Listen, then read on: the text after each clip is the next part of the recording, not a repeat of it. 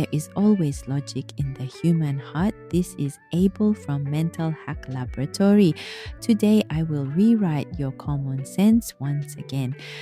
What should we do about this project? A sudden question from your boss. The budget is limited, but it might be an opportunity. There are risks, but it sounds interesting. But if it fails, and so your mind begins to spin in circles. This is not just about work. Should I accept this job offer? Is it too early to decide on marriage? Is now the right time to buy a house? We constantly struggle with decisions at important moments in life. The same happens in everyday situations. What should I have for lunch today? Which plans should I choose for the weekend? Should I upgrade my smartphone? The more you think, the harder it becomes to see the answer. But recent decision-making research has revealed a surprising fact. For example, when deciding on a new project, ordinary people think like this: what if I fail? Will the budget be enough? Will other team members agree? There might be better ideas. Is this the right time to decide? Decisive people focus on just two things. They value their own intentions.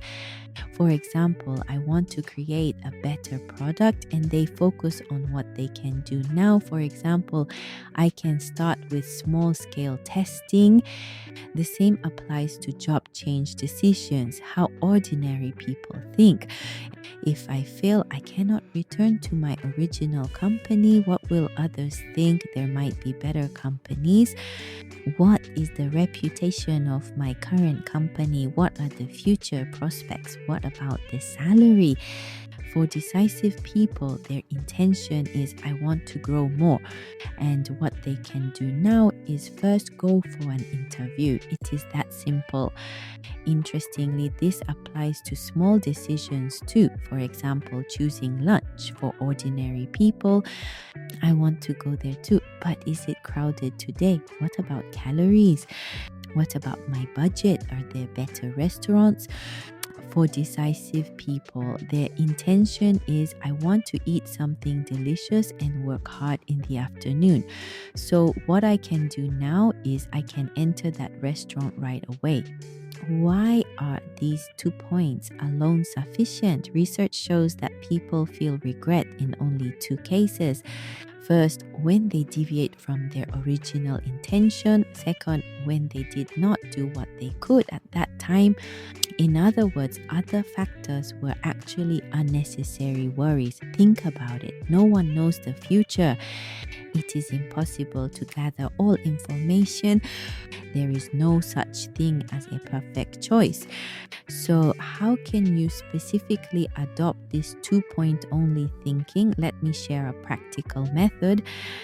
First, when a decision is needed, write it down on paper. The top half, my true intention. The bottom half, what I can do now.